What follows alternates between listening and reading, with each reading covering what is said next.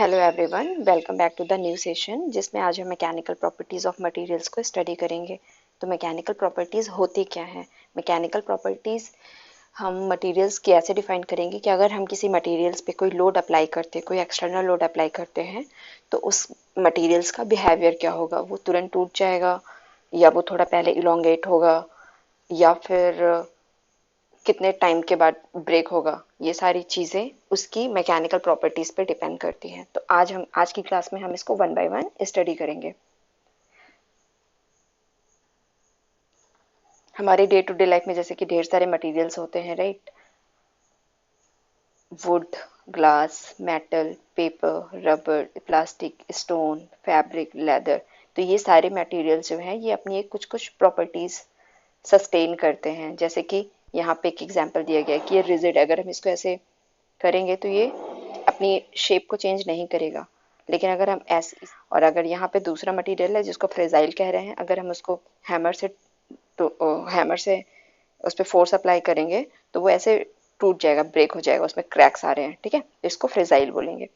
और ऐसे ही ये फ्यू एग्जांपल्स दिए गए हैं। अब हम इसकी एग्जैक्टली जो हमारे डिजाइनिंग पर्पस से या फिर हमारे किसी मटेरियल्स को किसी प्रोडक्ट को डिजाइन करने के लिए जो जो मटेरियल्स की प्रॉपर्टीज इंपॉर्टेंट होती हैं, हम उनको वन बाय वन स्टडी करते हैं। जैसे कि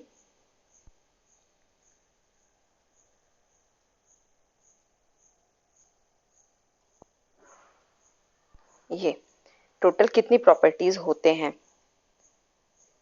मटेरियल्स की? टोटल 13 प्रॉपर्टीज हैं इसमें, ठीक है। स्ट्रेंथ स्ट्रेंथ है, इलास्टिसिटी है, प्लास्टिसिटी है, डक्टिलिटी है, मेलेबिलिटी है, हार्डनेस है, ब्रिटलनेस है, क्रीप है, फॉर्मेबिलिटी है, कास्टेबिलिटी है, वेल्डेबिलिटी, स्टिफनेस। तो हम ये सारी मैकेनिकल प्रॉपर्टीज को वन बाय वन स्टडी करेंगे अब। तो स्टार्ट करते हैं स्ट्रेंथ से। स्ट्रेंथ क्या होती है? किसी भी मटेरियल्स की स्ट्रेंथ उसकी एबिलिटी होती है रजिस्ट करने की। जब हम उसमें कोई एक्सटर्नल फोर्स लगाते हैं तो वो वो टूटे ना, ठीक है। विदाउट टूटे वो कितना बियर कर पा रहा है उस फोर्स को, उसकी वो स्ट्रेंथ होती है। जैसे कि आपने देखा होगा किसी मटेरियल्स पे हम स्क्रैच मारते हैं, मतलब स्क्रैच करते हैं, तो वो स्क्रैचेस उसमें पड़ जाते हैं। जैसे कि कोई मटेरियल्स होते हैं, जैसे कि क्या बोलेंगे, एल्यूमिनियम वर्सेस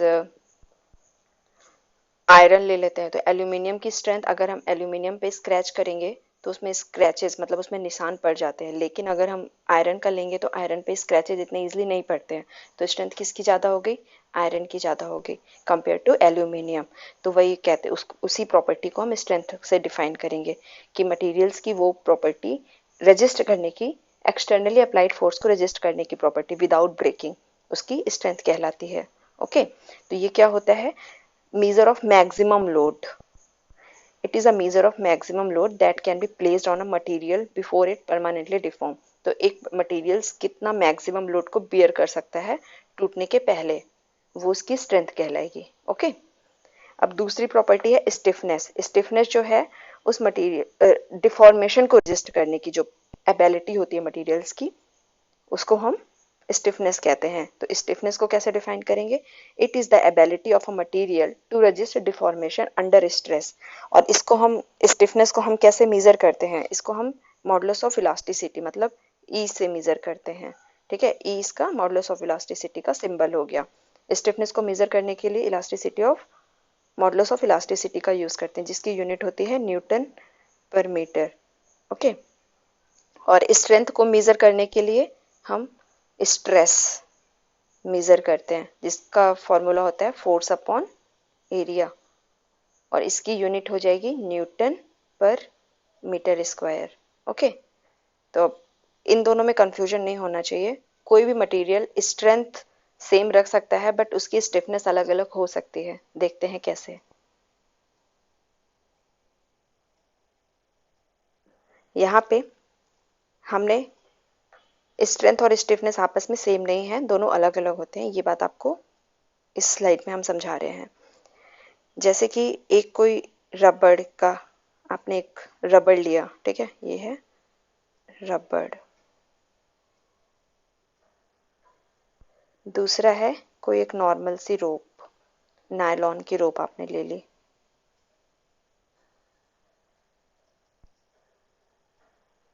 ओके।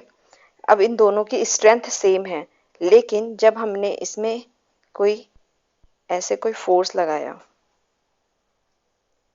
मान लो 10 न्यूटन का फोर्स लगाया, इसमें भी 10 न्यूटन का फोर्स लगाया, तो जो रबड़ की रोप है वो ज़्यादा स्ट्रेच्ड हो जाएगी, ठीक है, कंपेयर टू रोप। ये रबड़ की ज़्यादा खींचेगी, लेकिन जो नायलॉन की रोप है वो ज़्यादा खींचेगी नहीं। तो इसको ब्रेक होने के लिए ये पहले, अगर इसको हमने यहाँ पे अब 15 न्यूटन का फोर्स लगा दिया, तो 15 न्यूटन फोर्स लगाने के बाद इसको टूटने के पहले ये पहले बहुत इलोंगेट होगा, मतलब कि स्ट्रेच्ड होगा, बहुत फैलेगा। लेकिन रोप, ये मान लो इसकी इनिशियल है 5 मीटर की लेंथ है, तो ये 10 मीटर, मान लो 10 मीटर लेंथ तक फैलेगा। इसकी भी हमने 5 मीटर इनिशियल ली, लेकिन ये 7 मीटर फैलने के बाद ये टूट जाएगा। तो रोप क्या हो गया, कम, रोप की स्टिफनेस कम हो गई, क्योंकि ये ज्यादा इलोंगेट नहीं हुआ और उसके पहले ही ब्रेक हो गया। लेकिन रबड़, रबड़ 10 मीटर तक इलोंगेट हुआ और उसके बाद ब्रेक हो रहा है, तो रबड़ की स्टिफनेस क्या हो गया, रबड़ ज्यादा फ्लेक्सिबल हो गया, ठीक है। तो हमें इसकी लो मॉडुलस ऑफ इलास्टिसिटी किसकी हुई,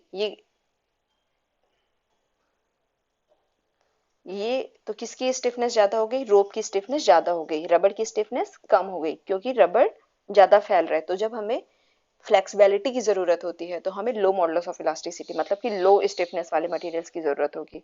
ओके, तो यहाँ पे रबड़ की स्टिफनेस, मतलब कि E of rubber is less than E of rope. Okay, rope की स्टिफनेस ज्यादा है। आई होप आपको इन दोनों में डिफरेंस समझ आया होगा। स्ट्रेंथ तो जब हम एक्सटर्नल फोर्स लगाते हैं तो वो बिना टूटे उसको कब तक बियर कर पा रहा है, वो उसकी स्ट्रेंथ बताती है। ओके, चलो अब आगे देखते हैं। नेक्स्ट प्रॉपर्टी है इलास्टिसिटी। ओके, इलास्टिसिटी क्या होता है, मटेरियल्स की उस प्रॉपर्टी को कहते हैं कि जब हम उसमें कोई फोर्स लगाएं तो वो, जब हम किसी में फोर्स लगाएंगे तो वो अपना शेप चेंज करेगा, और जब हम उसका वो शेप, वो फोर्स हटा दे, वो लोड हटा दे उस मटेरियल से, तो वो वापस अपनी ओरिजिनल शेप में वापस आ जाए। जैसे कि ये बलून के एग्जांपल्स यहाँ पे दिए गए हैं, ठीक है। तो बलून में अगर आपने हवा डाली तो ये पहले फूल जाते हैं, बड़े हो जाते हैं, लेकिन जैसे ही हवा बाहर निकल जाती है वापस से अपनी ओरिजिनल शेप में आ जाते हैं। तो इसकी इस प्रॉपर्टी को, मटेरियल्स की इस प्रॉपर्टी को हम कहते हैं इलास्टिसिटी। जो जितना ज्यादा फोर्स को बियर करेगा और वापस से अपनी वापस ओरिजिनल स्टेट में आने की कैपेसिटी रखता है, कैपेबिलिटी रखता है, वो उतना ज्यादा इलास्टिक मटेरियल है। तो यहाँ पे एक एग्जांपल है, हम जनरली देखते हैं कि ऐसा ऐसा लिखा होता है कि steel is more elastic than rubber, but ये हमें प्रैक्टिकली दिखता नहीं है ना, हमें लगता है कि rubber is more elastic than steel. But अभी हम देखते हैं कि क्यों ऐसा बोला जाता है कि steel is more elastic than rubber. तो देखते हैं ऐसा क्यों कहते हैं। अब यहाँ पे हमने क्या लिया, ऐसा बोलते हैं कि steel is more elastic than rubber. अब हम इसको एग्जाम्पल के साथ समझते हैं कि ऐसा क्यों बोलते हैं। रबर, जैसे कि हमने यहाँ पे एक रबर लिया 10 मीटर लेंथ का, ऐसा ही हमने एक सेम पीस एक स्टील का लिया वो 10 मीटर लेंथ में। अब हमने इसमें 100 न्यूटन का एक फोर्स लगाया, ठीक है, ये 100 न्यूटन का हमने फोर्स लगाया, इसमें भी 100 न्यूटन का एक फोर्स लगाया। तो इसकी जो रबड़ की स्ट्रेंथ है, रबड़ का लेंथ बढ़ गया 5 मीटर, लेकिन जब हमने फोर्स स्टील पे लगाया तो इसकी लेंथ सिर्फ 1 मीटर बढ़ी, ठीक है। अब हम इलास्टिसिटी को हम कैसे मेजर करेंगे, ई से, ठीक है। ई क्या है, यंग मॉडुलस। तो ई की जो वैल्यू है, कैसे कैलकुलेट करते हैं, स्ट्रेस अपॉन स्ट्रेन। स्ट्रेस क्या होता है, फोर्स अपॉन एरिया। स्ट्रेन क्या होता है, change in length upon original length. तो हमारा इसमें 10 मीटर फोर्स, 10 मीटर की लेंथ 5 मीटर और बढ़ गई तो टोटल 15 मीटर हो गया, तो चेंज कितना हुआ 5 मीटर का। तो जब हम इसको कैलकुलेट करेंगे तो 100 न्यूटन का फोर्स लगाया, एरिया हमने 1 मीटर स्क्वायर दोनों का सेम एरिया लिया है। और स्ट्रेन जब होगा डेल, चेंज इन लेंथ हो गया 5, ओरिजिनल लेंथ है 10, तो इसकी वैल्यू आई 200। और वैसा ही अगर हम यंग मॉडुलस स्टील के केस में कैलकुलेट करेंगे तो उसकी वैल्यू आएगी 1000, क्योंकि यहाँ पे चेंज इन लेंथ कितना है 1, ठीक है। तो हमारा यहाँ से पता लग रहा है कि रबड़ की इलास्टिसिटी कम होती है कंपेयर टू स्टील। क्यों? क्योंकि रबड़ ज्यादा फोर्स को बियर करके वापस अपनी ओरिजिनल साइज, ओरिजिनल शेप में आने में कम फोर्स रिक्वायर कर रहा है, मतलब कि वो ज्यादा इलोंगेट, स्ट्रेचीनेस रबड़ का ज्यादा है। लेकिन अगर हम इलास्टिसिटी, दो चीजें अलग अलग हैं यहाँ पे। इलास्टिसिटी अलग प्रॉपर्टी है, स्ट्रेचीनेस अलग है। रबड़ का स्ट्रेचीनेस ज्यादा है कि रबड़ ज्यादा स्ट्रेच्ड होता है, पर इलास्टिक कम है। लेकिन स्टील का स्ट्रेचीनेस कम है, वो ज्यादा इलोंगेट नहीं होगा, लेकिन वो ज्यादा फोर्स को बियर करके वापस अपनी ओरिजिनल शेप में आने की कैपेबिलिटी रखता है। तो यहाँ पे बोलेंगे कि steel is more elastic than rubber. Okay, confusion, कोई कंफ्यूजन नहीं है यहाँ पे, राइट? ओके, तो ये क्लियर हो गया। अब आगे देखते हैं। नेक्स्ट प्रॉपर्टी है प्लास्टिसिटी। प्लास्टिसिटी को हम कैसे डिफाइन करेंगे? इलास्टिसिटी हमारा क्या था कि हमने कोई फोर्स लगाया किसी मटेरियल पे तो वो वापस अपनी ओरिजिनल, और जब हमने, तो उसने अपनी शेप चेंज करी, लेकिन जब हमने उसमें से फोर्स हटा दिया तो वापस से वो अपनी ओरिजिनल शेप में आ गया। अब इसका प्लास्टिसिटी का, इसका इलास्टिसिटी का जस्ट उल्टा प्लास्टिसिटी है। हम क्या करेंगे, किसी मटेरियल पे कोई फोर्स लगाएंगे तो वो अपना शेप चेंज करेगा, अपना आकार चेंज करेगा, लेकिन जैसे ही हमने वो फोर्स हटा दिया उसके ऊपर से, वापस अपनी वो ओरिजिनल स्टेट में नहीं आएगा। जिस शेप में वो आया था पहले, उसी शेप में ही रह जाएगा। तो मटेरियल्स की इस प्रॉपर्टी को हम कहते हैं प्लास्टिसिटी। तो प्लास्टिसिटी का काम हम कहाँ कहाँ पे इसका यूज देख सकते हैं? जो कॉइन होते हैं ना, कॉइन पे वो डिजाइन बनी होती है, तो वहां पे एक यूज होता है। और फोर्जिंग वगैरह में, ज्वेलरी वगैरह, इसी से, जिसका प्लास्टिसिटी ज्यादा होगा। प्लास्टिसिटी होने के लिए क्या जरूरी है? मटेरियल्स को स्ट्रांग भी होना चाहिए, राइट? नहीं तो वो तो ब्रेक हो जाएगा। तो प्लास्टिसिटी का एक यहाँ पे एग्जांपल दिया हुआ है, स्ट्रॉ, ये जूस जिससे पीते हैं। इसको हमने पहले फोर्स लगा के इसको ऐसे पाइप का शेप दिया, इसका एक डिफरेंट, मतलब ऐसा शेप दिया, ऐसा शेप दिया, ठीक है, स्ट्रॉ में। तो जब हमने इसको नॉर्मल स्टेट में लगाया, मतलब इसका लोड हटाया, तो वापस से ये इसी स्टेट में रह गया। इसका शेप जो है वो चेंज नहीं हुआ। तो इसका मटेरियल, इसको कहाँ कहाँ पे यूज करते हैं? ऑर्नामेंटल ज्वेलरी, मतलब ज्वेलरी डिजाइनिंग में, स्टैम्प बनाने में, कॉइन्स में स्टैम्पिंग जो होती है, जो डिजाइन बताया आपको, फोर्जिंग वगैरह में। तो ये फोर्स लगाने पे, लोड लगाने पे परमानेंटली डिफॉर्म हो जाता है, ठीक है? तो ऐसी प्रॉपर्टी मटेरियल्स की प्लास्टिसिटी कहलाती है। ओके, चलो नेक्स्ट प्रॉपर्टी देखते हैं, डक्टिलिटी। डक्टिलिटी मटेरियल्स की उस प्रॉपर्टी को कहते हैं जब हम उसमें टेंसाइल फोर्स लगाते हैं। फोर्स हमारे कितने टाइप के होते हैं? 3 टाइप के। जैसे कि ये कोई पाइप है, इसमें हमने ऐसे फोर्स लगाया तो ये इसका टेंसाइल फोर्स कहलाएगा, ठीक है? और हमने ऐसे फोर्स लगाया, फोर्स का डायरेक्शन चेंज कर दिया अंदर की साइड, तो ये हमारा कंप्रेसिव फोर्स कहलाएगा, ठीक है? और तीसरा होता है शियर फोर्स। शियर फोर्स मतलब इसकी सरफेस पे हमने फोर्स लगाया, ठीक है? अभी उसमें स्ट्रेंथ ऑफ मटेरियल्स में हम और स्टडी करेंगे। तो ये हमने इसकी सरफेस पे लगाया, ठीक है? इसकी बॉडी पे नहीं, इसकी सरफेस पे लगाते हैं, तो ये शियर फोर्स कहलाता है। तो डक्टिलिटी को हम टेंसाइल फोर्स के साथ देख रहे हैं, ठीक है? डक्टिलिटी, ये इंपॉर्टेंट है। डक्टिलिटी में अगर हम, डक्टिलिटी मटेरियल की उस प्रॉपर्टी को कहते हैं जब हम मटेरियल में टेंसाइल फोर्स लगाते हैं और वो ब्रेक नहीं होता है, जबकि वो वायर फॉर्म में जितना ज्यादा फोर्स लगाएंगे वो उसका डायमीटर चेंज होता जाएगा और वो वायर फॉर्म में, वायर वायर का फॉर्म लेता जाएगा। जैसे कि यहाँ पे एक एग्जांपल दिया गया, एक ये एल्यूमिनियम वायर यहाँ पे रखा हुआ है, ठीक है? तो डक्टिलिटी होने के लिए क्या जरूरी है? स्ट्रांग होना चाहिए और इसकी प्लास्टिसिटी ज्यादा होनी चाहिए। ऐसा नहीं होना चाहिए कि हमने वो फोर्स हटाया तो वापस से वो अपनी ओरिजिनल शेप ले ले।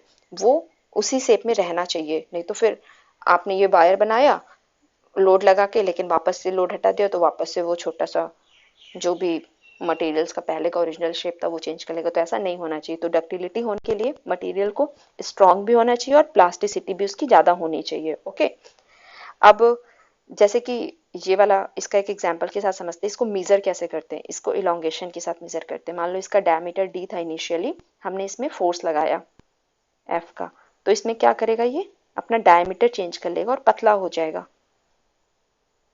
ठीक है?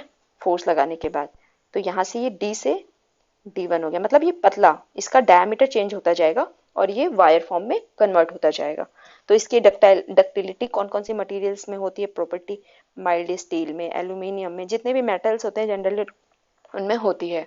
अब किसी में कम होती है, किसी में ज़्यादा होती है, तो हमें अपने एप्लीकेशन के हिसाब से हमें कहाँ पे कौन सा यूज़ करना है उस हिसाब से हम मटेरियल्स को चूज़ करते हैं। तो डक्टिलिटी आई गेस आपको समझ आ गई है। अब नेक्स्ट प्रॉपर्टी देखते हैं,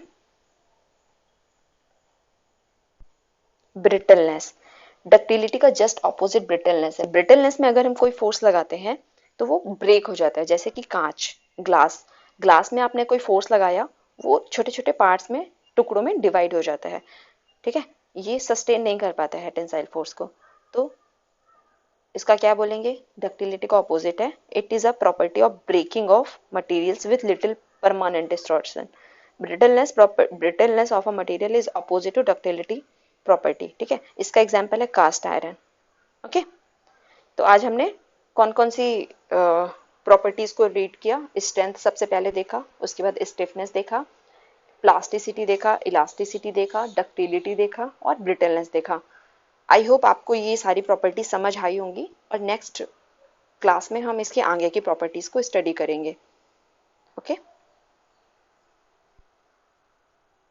थैंक यू।